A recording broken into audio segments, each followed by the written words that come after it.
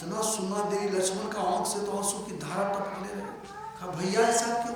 कहा ऐसी ऐसी बात है लक्ष्मण। रजक जी अग्नि परीक्षा के बारे में तो नहीं जानते हैं, हमारी जनता नहीं जानती है, हम जानते, तुम जानते हो, और सारी बात बताया, सीता जानती है। अब सारी जनता में कानाफूसी हो रही है, सीता का त्यागने में करने में ही मुझे फल है, मैं मर्यादा पुरुषोत्तम हूँ, ये काम हमको करना होगा। लक्ष्मण खूब रहने लगा। कहा भैया सीता मेरी बड़ी भाभी नहीं, माता के समान, आज तक मैंने उसका मुखारबिंद नहीं देखा, उसके चरण को केवल देखा। एक पुत्र होकर इतना जघन्य अपराध, मैं बीच जंगल सुनसान जंगल में एक अबला को छोड़कर आ जाऊं, यह हमसे नहीं होगा भाई, किसी और से करवा लीजिए। कहा लक्ष्मण किसी और से नहीं होगा ये काम, तुम्ही से होगा। कहा भैया हम कैसे करें? कहा सुनो, एक तो मैं तेरा बड़ा भाई हूं, दूसरा मैं जुगराज हूं, तीसरा मैं ब्रह्म हूं, मेरी आज्ञा का पालन करना पड़ेगा। सीता को ले जाकर बीच जंगल में छोड़कर आना पड़ेगा। लक्ष्मण खूब रोते रोते कहा भैया आप तनी भी विचार किए, मेरी भाभी नहीं वो माता है, वो अबला बनकर आई। जनक जी कम समय में ही प्रतिज्ञा कर ली, जो राजा सिर के धनुष को उठाएगा उसी के साथ सीता का विवाह होगा। 12 वर्ष की थी मेरी भाभी, मेरी माता, तब आपने धनुष तोड़ दिया, आपके साथ विवाह हुआ, नैहर का भी सुख नहीं मिला, तुरंत आपके साथ आ गई अयोध्या। यहाँ साल भर भी सुख नहीं मिला, तुरंत कई माता बर्बाद कर दी, आपके साथ जंगल चली गई, जंगल में भी आपका सुख नहीं मिला, दुष्ट रावण उसका अपहरण कर लिया, वहां पर कितना कष्ट काटी। अभी वो आई है, अभी उसका सुख का समय है, आप उसको त्यागते हो भैया, कितना बड़ा विडंबना है, ये काम हमसे नहीं होगा भैया, हम नहीं कर पाएंगे। राम की आंख में बेहोश हो जाने। कहा लक्ष्मण मेरे भाई, मैं चाहता हूँ सीता को त्याग, नहीं चाहता, लेकिन मैं मर्यादा पुरुषोत्तम हूँ, मैं राजा हूँ, मुझे ये करना पड़ेगा, तभी हमारी जनता को समझ में बात आएगी, दूसरा कोई उपाय नहीं। अब लक्ष्मण कहा तुमको मेरी आज्ञा का पालन करना पड़ेगा। लक्ष्मण सोचता, आंख में आंसू था, सोचता सीधा होके जाऊंगा तो माता पूछेगी क्यों रोते हो, उतर जाएगी, इसीलिए लक्ष्मण रोते रोते पीछे खिसकता हुआ आया, आके रथ पर बैठा, रथ को चालू किया। सीता को कुछ पता नहीं, रथ को चालू, ये वेदांत ज्ञान का है, ये दंत कथा हम नहीं सुनाते हैं, वो टीवी चैनल हम नहीं देखते, इसीलिए जो सच्ची बात है वो बता रहा। लक्ष्मण रथ लेके चला, सरजू नदी में नाव पर रथ चढ़ाया, उस पार किया, जब उस पार गया जंगल की ओर बढ़ा, जंगल की ओर जब रथ बढ़ा तो क्या हुआ, उधर जंगल में मोर मोरनी की सेवा देखकर सीता कहती है, लक्ष्मण के आंख में आंसू है, सीता कहती है लक्ष्मण भैया ये देखो मोर मोरनी की जुगल जोड़ी कितना सुंदर है, ये देखो नाग नागिन की जोड़ी कितना किलोल कर रही है, ये देखो झरना में हंस हंसनी की जोड़ी, शमा चकेवा की जोड़ी कितना सुंदर है, ये देखो सबकी जोड़ी कितना सुंदर है। लक्ष्मण खूब फूट फूट कर रो रहा है। कुछ देर के बाद इसकी जोड़ी बिछुड़ने वाली है, माता को पता नहीं है कि इसकी जोड़ी बिछुड़ने वाली है, ये सबकी जोड़ी को देखकर इतना प्रसन्न हो रही है, मुझसे कह रही है इसकी जोड़ी देखो, उसकी जोड़ी देखो, शमा चकेवा की जोड़ी देखो, हंस हंसनी की जोड़ी देखो, लेकिन कुछ देर बाद इसकी जोड़ी बिछुड़ेगी, इसको माता को पता नहीं है।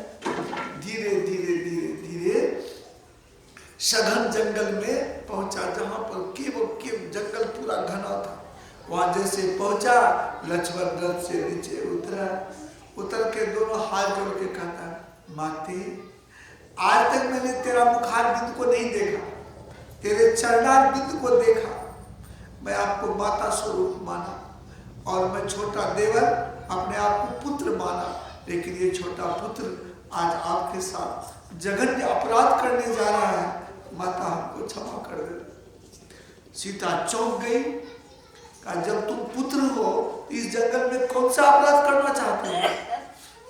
बोली का आदेश है इस निर्जन जंगल में मैं आपको रथ पर से उतार दूं और खाली रथ लेकर मैं वापस चले जाऊं। सीता कहती नहीं, कौन सा अपराध मैंने किया है? बताया, कहा इसमें मेरा क्या दोष है, मैं फिर से अग्नि परीक्षा दे दूंगी। उनके कहने पर निर्जन जंगल में महिला को छोड़ के जाना क्या उचित है? कहा माते उतर जाइए, यही आदेश है, उतर जाइए। कहा नहीं, तुम रथ पर सवार होकर रथ वापस करो, हमको नहीं घूमना है जंगल, वापस चलो। कहता भैया का यही आदेश है।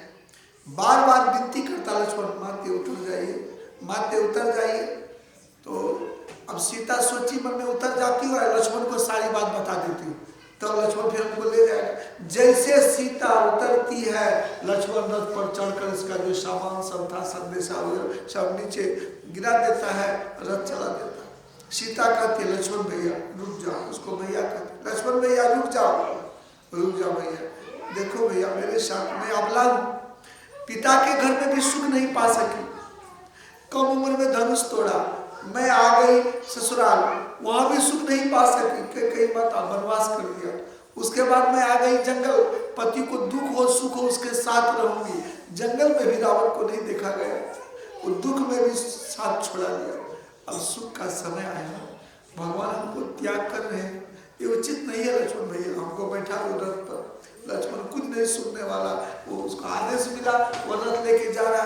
अंत में सीता कहती है भैया मेरी एक बात सुनो, भगवान को पता है कि नहीं है मैं गर्भवती महिला हूँ, मेरे गर्भ में बालक पल रहा है, एक गर्भवती महिला को सुनसान जंगल में छोड़कर वापस चले जाना कौन सा शास्त्र में लिखा है? जाओ लक्ष्मण अपने भैया से कहना, उनको पता है कि नहीं है, लेकिन एक गर्भवती महिला को सुनसान जंगल में छोड़कर चले जाना कौन धर्म ग्रंथ में लिखा है? पूछ रहा हूं। लेकिन लक्ष्मण को जो आदेश था, लक्ष्मण रोते रोते रोते चला गया, छोड़ दिया इसको जंगल। ये तो एक तो सुंदरी थी, दूसरा सब जेवर जेवरात पहन कर अलंकृत थी, सब सामान लाई हुई थी। अब रक्षा की कोई उपाय नहीं देखी, ये छाती पीट पीट कर रोने लगी, सीता बचाओ बचाओ बचाओ, खूब जोर जोर से रोने लगी। कोई जंगली जानवर आ जाएगा, कोई दैत्य आ जाएगा, निकल जाएगा। कितनी विषम परिस्थिति है। सीता से बढ़कर दुख कोई नहीं काटा इस संसार में। थोड़ा सा दुख होता तो लोग नजर का धमकी देती हम चले जाए, लेकिन कितना सीता को दुख हुआ। अब वो बचाओ बचाओ चिल्ला रही है।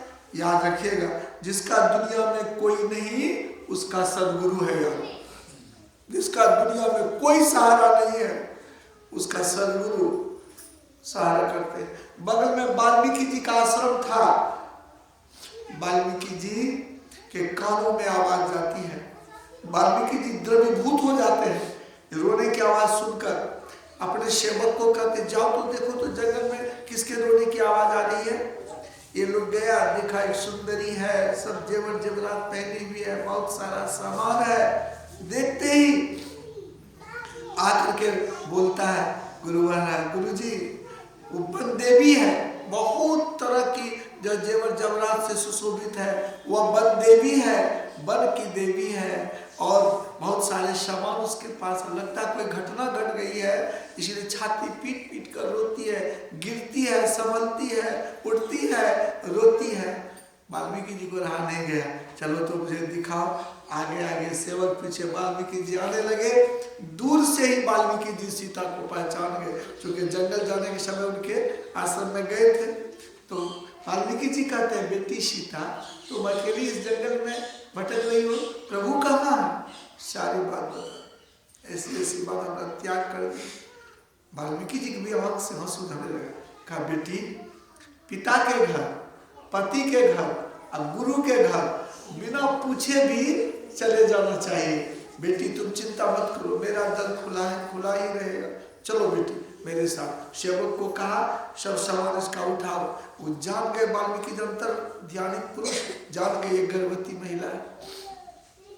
भगवान वो सोचे कि भगवान को ऐसा नहीं करना चाहिए, तब उस जान गए कि कुछ कारण होगा। चलो बेटी मेरे साथ। आश्रम लाए, वहां पर सब महिला सबको सेविका को बुला करके वहां इसकी सेवा में लगा दी। तब भी सीता उस स्थिति में गर्भवती होने के बावजूद भी सीता रोज जंगल जाती थी, लकड़ी काट के लाती थी, धान कूटती थी, चावल निकालती थी, भोजन बनाती थी, खिलाकर सबको अपने खाती। कितना मेहनत करती थी। उधर भगवान राम जब राजमहल में रात में आते थे, उनको याद आती थी कि सीता को मैंने त्याग दिया बिना गलती का। मर्यादा पुरुषोत्तम होने के नाते वो जंगल में भटकती होगी, दुबरी पर सोती होगी, मैं इस पलंग और सोफा सेट पर सोऊंगा, चादर निकाल कर नीचे फर्श पर बिछा देते थे। सीता वहां कुछ से कुछ खाकर जीवित रहती होगी, मैं यहाँ 56 प्रकार का भोजन करूंगा, नहीं, वह वही फल मूल खाकर अपना गुजर बसर करने लगे, तपस्वी का जीवन बिताने लगे। चिंता तो थी, उपाय क्या थी। उधर उसके अंदर समय पाकर वह शास्त्र बतलाता है कि 2 बालक को जन्म दी, और दंत कथा किसी रामायण में है, वो कहता नहीं, वह कह रहा है कि 2 बालक नहीं, वो कुश से जो उसका चमड़ा जो कटिंग किया तो उसी से ये जो है वाल्मीकि जी एक पुत्र और बना दिए, एक का नाम लव पड़ा, एक का नाम कुश पड़ा। लेकिन शास्त्र बतलाता 2 पुत्र को जन्म दिया, लव और कुश। तो माँ के गर्भ में जब लव और कुश